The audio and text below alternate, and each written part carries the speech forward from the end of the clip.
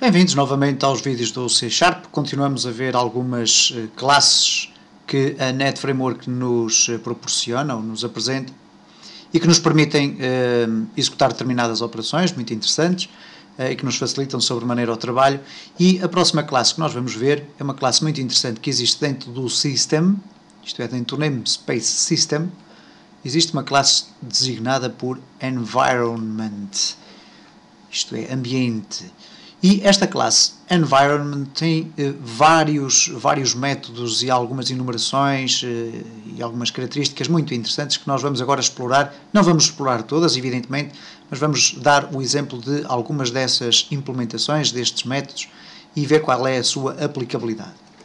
Para utilizarmos o Environment de forma direta, uma vez que é uma classe estática, isto é, nós não temos que criar objetos a partir do Environment, bastará utilizar aqui o Using System. Ora, por defeito, todas as classes do C# colocam imediatamente no topo o Using System, o que quer dizer que nós podemos começar a usar o Environment imediatamente. Então, Environment, vejam que ele aparece imediatamente no IntelliSense e depois, quando eu clico no ponto, aparece-me então a lista de métodos, propriedades e até as enumerações que existem dentro desta classe.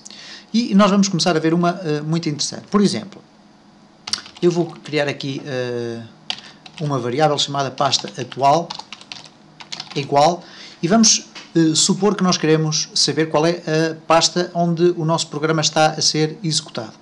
E isso é possível fazê-lo através da classe Directory, mas nós não temos necessidade de ir lá acima colocar o using system.in.out, como já vimos nos vídeos anteriores. Podemos utilizar o environment, e neste caso environment.get não é current directory. E portanto, o que esta propriedade da classe environment me vai retornar é exatamente qual é a pasta atual. Neste caso, label resultado.text é igual a pasta atual. Vamos executar, vamos clicar em executar e cá está. Ele imediatamente diz-me em que pasta é que o meu programa está a ser executado. E, portanto, é uma forma muito rápida de nós conseguirmos obter a pasta onde o programa tem o seu ficheiro executável a funcionar. Vamos ver aqui mais algumas aplicações da classe Environment e temos aqui algumas coisas relacionadas com o Command Line, não vamos falar disso neste vídeo. Algumas funcionalidades relacionadas com a busca de variáveis do próprio sistema. O get command line args é algo que tem a ver com o método main, isto é, nós podemos colocar aqui dentro do método main argumentos que são passados através das linhas de comando. Nós não vamos entrar nesse campo, pelo menos por agora, mas vamos falar aqui de outros aspectos muito interessantes, que é como, por exemplo, aqui o get folder path. Antes disso, vamos aqui ao get logical drives. Como veem, é aqui uma variável do tipo um array de strings. Então, o que é que este método nos permite fazer? É ir buscar uma lista das drives que nós temos no nosso computador, neste caso. Então, se eu criar aqui um array de strings, e neste caso lista drives, é igual a environment.get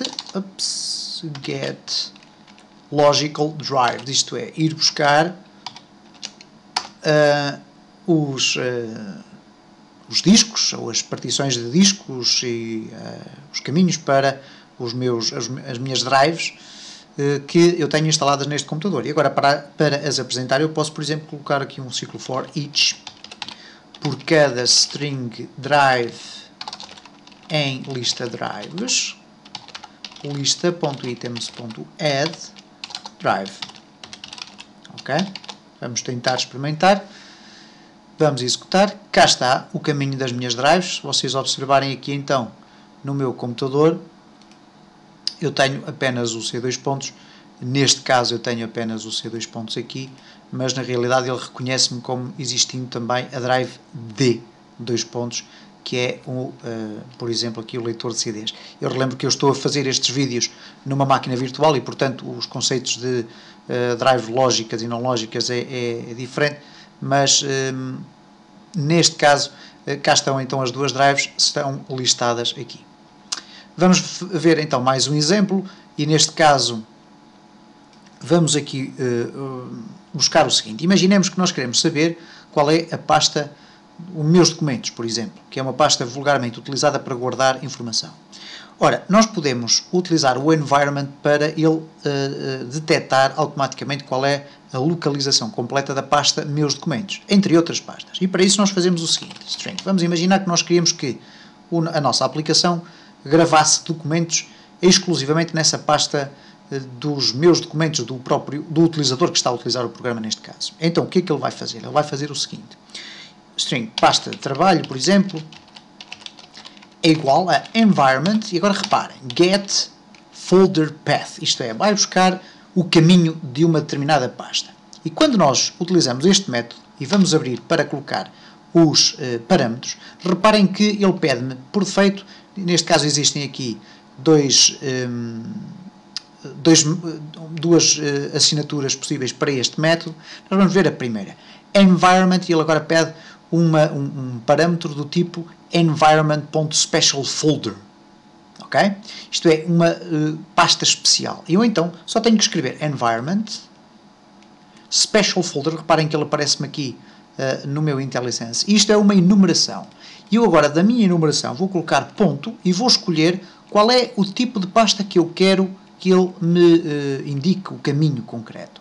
E reparem que tem aqui a pasta do desktop, qual é o caminho da pasta do Common Programs, e existe depois aqui o My Documents, isto é, qual é a localização específica da pasta My Documents. E se eu deixar ficar aqui, então, este parâmetro, o que vai acontecer é que eu posso apresentar aqui no label resultado a pasta de trabalho, isto é, a pasta neste caso será a pasta dos documentos do utilizador que está ativo nesta seção do Windows. Reparem, executar C users PC, este é o nome do utilizador, é PC, pode ser o nome do utilizador qualquer, documents. E automaticamente eu tenho assim acesso a uma parte do caminho que me permite depois criar ficheiros dentro desta pasta. Por exemplo, se eu agora quisesse criar ficheiros dentro desta pasta, iria utilizar o system.inout. Eu penso que ele ainda está lá em cima no using, cá está aqui. Então eu poderia criar stream writer, cá está, ficheiro, é igual a new stream writer, e depois aqui, quando vou definir o caminho do meu ficheiro, eu posso utilizar o pasta trabalho mais, e agora ficheiro.text, ok? E reparem o seguinte, se eu agora for aqui à minha pasta de documentos, eu não tenho, no My Documents, não tenho ficheiro nenhum. E reparem que se eu agora executar este código, ele, pelo simples facto de executar esta linha de código, vai criar um ficheiro dentro daquela pasta de trabalho. Vamos ver se isso acontece. Ok, está aqui executado, vamos lá ver. Cá está, o ficheiro de texto foi parar então à pasta My Documents. Ok? Nós estamos a ver só de uma forma muito superficial a aplicação, neste caso do Environment Special Folder, uma vez que existem várias pastas especiais dentro do Windows e não vamos concentrar My Music, My Picture e por aí fora. Por exemplo, nos sistemas de 64 bits permite-me identificar qual é a pasta por defeito dos programas ou dos programas x86. Este é um conceito muito presente nos sistemas operativos de 64 bits, neste caso do Windows. Qual é a pasta Programs e, portanto, tudo isto é possível ir buscar utilizando simplesmente este método do Environment Special Folder. Para terminar, vamos aqui, e não vamos estar a perder muito tempo ainda com o Environment, vamos, por exemplo, explicar que environment.newline serve exatamente para isto, nova linha. Reparem que eu posso fazer o seguinte, eu posso colocar aqui label resultado.text é igual a linha 1 mais environment.newline mais linha 2. E o que vai acontecer é que este environment.newline vai-me criar duas linhas. Eu não sei se tenho aqui espaço para o label guardar duas linhas, mas vamos arranjar espaço para isso. Vamos lá ver o que é que vai acontecer. Ok.